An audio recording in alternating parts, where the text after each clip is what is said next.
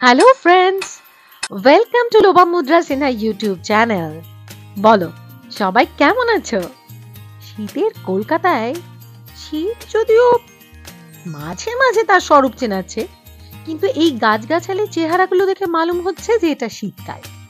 আর শীতকাল মানে কিন্তু অবধারিত কোন জিনিসটা জানো? শহর আর শহরতলির অগণিত মেলা। এরকমই একটা মেলায় কিন্তু আজ আমি যাচ্ছি তোমাদের সাথে নিয়ে। পার্ক সার্কাস ময়দানে দুটো মেলা চলছে।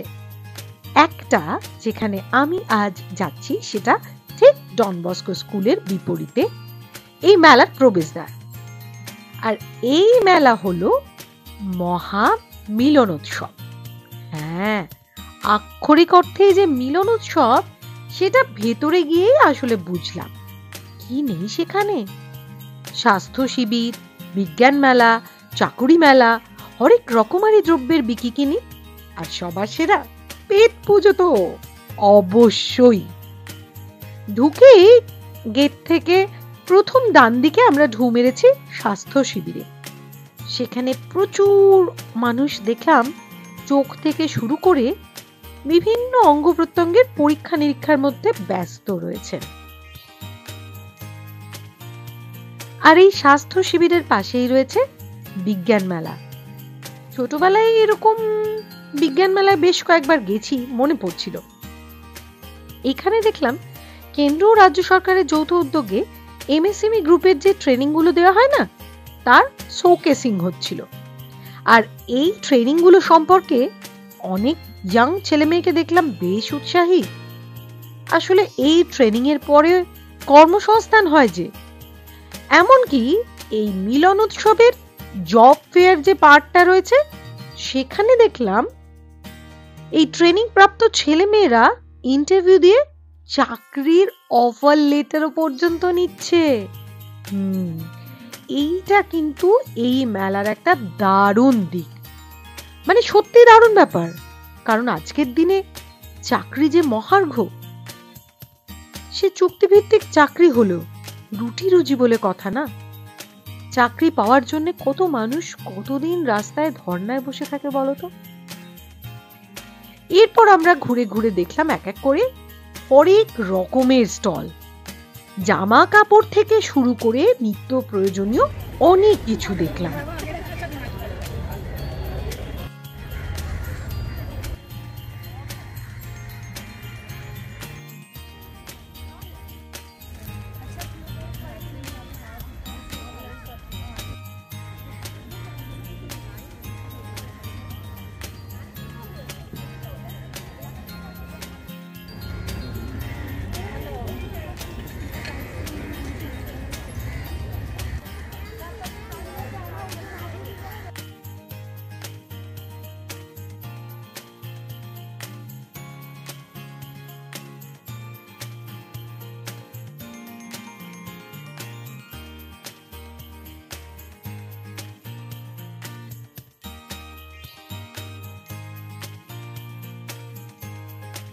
কি লক্ষ্য করেছো? আমরা এই যে মেলাটাতে আজকে এসেছি, সেখানে এসে আমার বিশেষ করে যে জিনিসগুলো চোখ আটকায় সেটা হলো বাংলার কাঁথা কাজের দিকে। আর এখানে যে এতগুলো বীরভূমের স্টল রয়েছে কাঁথা কাজে, সেই সব স্টলগুলোয় কারিগরদের নামগুলো একটু লক্ষ্য করো। মানে এখানে বাংলার লোকশিল্পকে কিন্তু শুধুমাত্র হিন্দু ভাই বোনেরা নয়, বীরভূমের অনেক মুসলিম ভাই বোনেরাও কিন্তু লালন পালন করে চলেছে। সুতরাং কবির কথায় আজ আবারও বলতে হয় যে হিন্দু তাহার নয়নমণি, মুসলিম তার প্রাণ। সত্যি তাই। এই কাঁথা কাজকে বাংলার লোকাচারের জন্য আমাদের বাঁচিয়ে রাখতে হবে। আমাদের এই ঐতিহ্যই কিন্তু বিশ্বের দরবারে আমাদের আবারও শ্রেষ্ঠ আসন পেতে সাহায্য করবে। আমরা আমাদের সঙ্গে পেয়ে গেছি মেলা প্রাঙ্গণে একজন কারিগর দিদিকে, যার নাম হলো সমাপ্তি খাতুন। দিদি, আপনারা বীরভূমের কোন জায়গা থেকে এসেছেন? বোলপুর শান্তিনিকেতন। আমাদের প্রাণের জায়গা কবির বোলপুর শান্তিনিকেতন থেকে। দিদি, আপনাদের বোলপুরে এই যে কাঁথা কাজ তো জগৎ বিখ্যাত, তো সেখানে আপনারা অনেক মুসলিম ঘর এই কাজ করে থাকেন? ম্যাক্সিমাম মুসলিম মেয়েরাই কাজ করে। এটা বড় আনন্দের কথা যে বাংলার লোকশিল্প শুধুমাত্র হিন্দু ভাই বোনেদের নিয়ে নয়, আমাদের মুসলিম ভাই বোনেরাও। ম্যাক্সিমাম 90% এর মধ্যে আমি 100% এর মধ্যে আমি 80% মুসলিম পাবো। আচ্ছা, তো আপনাদের কি বংশ পরম্পরায় এটা চালিয়ে? এটা আমার বংশ পরম্পরা। আমার মা অ্যাকচুয়ালি হয়ে গেল প্রায় 30 বছর ব্যবসায়ী, তার সাথে আমার মায়ের সঙ্গে আমিও হাত মিলিয়ে চলছি। তো এখানে আপনাদের ওই বোলপুর শান্তিনিকেতনে এরকম কত ঘর রয়েছে আন্দাজ? প্রায় ধরুন 1000 হয়ে যাবে। তার মানে সারা পৃথিবীতে যে কাঁথা স্টিচের এত কাজ ছড়িয়ে যাচ্ছে, বোলপুর শান্তিনিকেতন থেকে সব জায়গায় যাচ্ছে। আগামী দিনে আপনাদের পরবর্তী প্রজন্ম কি এই কাজে ইন্টারেস্টেড, নাকি তারা যুগের সঙ্গে তাল মিলিয়ে অন্য কিছুতে ইন্টারেস্টেড? সেটা তো বলা যাচ্ছে না, কিন্তু আমরা তো বংশ পরম্পরা চলেই যাচ্ছে, এখন কাঁথা স্টিচের নিয়েই চলে যাচ্ছে। মানে আপনারা কি আপনাদের নতুন প্রজন্মকে উৎসাহিত করছেন? একদম করছি। শুধু সমাপ্তিদের হাতের কাজ নয়, যে ফুল দিয়ে আমরা প্রতিদিন আমাদের আরাধ্য দেবতার পুজো করি, সেই ফুলের চাষও কিন্তু মুসলিম ভাই বোনেরা করে থাকে। এরকম অনেক জায়গায় আছে যেখানে বহু মুসলিম মানুষ এই ফুল চাষ করে তাদের জীবিকা নির্বাহ করেন। আসলে হিন্দু মুসলিম বিভেদ তো দেবতাদের মধ্যে নয়, বিভেদ তৈরি করে কিছু বিভেদকামী মানুষরাই। এই যে মিষ্টি মিষ্টি ফুলগুলো, এর গায়ে কি প্রভেদ কোনোভাবে মানায়?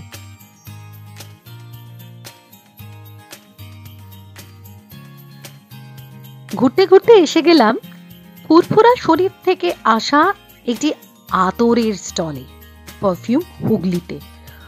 ও কি বলবো, মানে এই স্টলটাতে ঢোকা মাত্র মনে হলো স্বর্গের প্রবেশদ্বার খুঁজে পেয়ে গেছি। এত সুন্দর সুন্দর আতরের কালেকশন, ভাবা যায় না। মানে মাইল থেকে একদম তীব্র গন্ধ সবকিছু এখানে পাওয়া যাচ্ছে। এবং শুধু আতর যে তা নয়, ঘর সুবাসিত করার জন্যে এই সমস্ত শোপিস গুলো, যার মধ্যে আতর দেওয়া হতেই পারে, তোমার চয়েসের হলে তুমি নিয়ে নিতে পারো। ও হ্যাঁ, ওনারা কিন্তু তোমাদের পছন্দের ফ্র্যাগ্রেন্সের ক্লোনিংও করে দিতে পারেন জানিয়েছেন।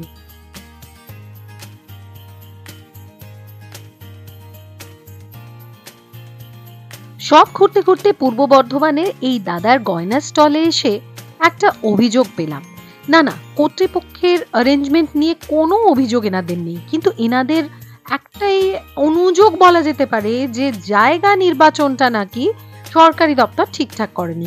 ওনারা অনেক বেশি বিক্রি করে লাভবান হয়েছেন এর আগে সল্ট লেক অঞ্চলে। যাই হোক বাবা, হেঁটে হেঁটে কিন্তু একেবারে ক্লান্ত, পেটে তো কিছু দিতেই হবে।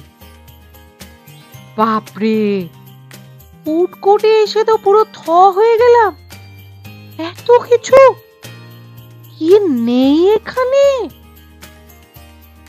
স্ন্যাক্স আইটেম থেকে শুরু করে বিভিন্ন রকমের মিষ্টি, কুকিজ, বাংলার ঐতিহ্যশালী পিঠে, তার সঙ্গে কেক, পেস্ট্রি, প্যাটিস, তাও আবার লাইভ কাউন্টারে।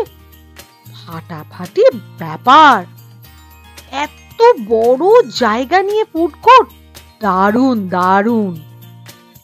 এই এত কিছু দেখে না আমি ডিসাইড করতে পারছিলাম না কি খাবো।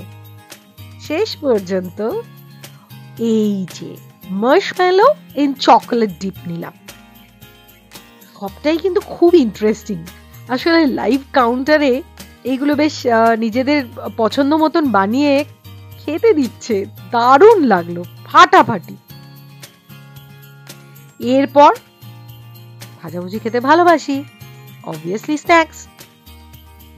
চিকেন ডোনাটস, খুব গরম। তারপর অবভিয়াসলি দরকার একটা বড়িয়া চা, এরকম সুন্দর একটা ভাঁড়ে এলাইচি চা। আহ! আর এরপর কিন্তু আরো এত রকমের খাবার দেখে মনে ইচ্ছে থাকলেও পেটে জায়গা হলো না। খাওয়া দাওয়ার সেরে নুক্কর বাজার ভিজিট করলাম। এইটাতে আসলে অপেক্ষাকৃত কম দামি জিনিসপত্রের ক্লিয়ারেন্স সেল চলছিল। সন্ধ্যের আলো একে একে জ্বলতে শুরু হয়েছে। এবার তো আমাদেরও ক্লিয়ারেন্স দরকার। মানে এবার মেলা থেকে বেরোতে হবে।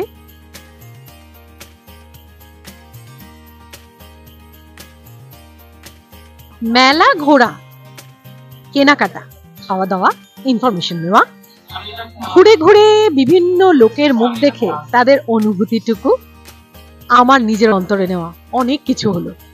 দেখলাম পশ্চিমবঙ্গ সরকার আয়োজিত এই মহামিলন উৎসব। সত্যি মেলা মানেই হলো মিলন, মানুষে মানুষে মেলবন্ধন, আর সেই মেলবন্ধন এখানে আরো বেশি করে খুঁজে পাওয়া গেল। আগামীতেও এরকম আরো অনেক ভিডিও কিন্তু তোমাদের জন্য আনবো অবশ্যই আমার ইউটিউব চ্যানেলে, কিন্তু আজকে আর নয়, কারণ মঞ্চে প্রোগ্রাম শুরু হয়ে যাচ্ছে। দেখা হবে পরের ব্লগে নতুন কোনো টপিকের সঙ্গে।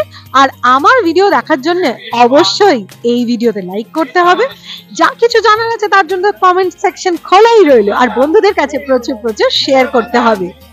আমরা সবাই একই বৃন্তে দুটি কুসুম হয়ে ফুটে থাকবো, এটাই হবে আমাদের আগামীর পরিকল্পনা। আজ তাহলে এ পর্যন্তই, দেখা হবে পরের ব্লগে। ততক্ষণের জন্য সবাই খুব ভালো থেকো, সুস্থ থেকো। আজকের মতো টাটা।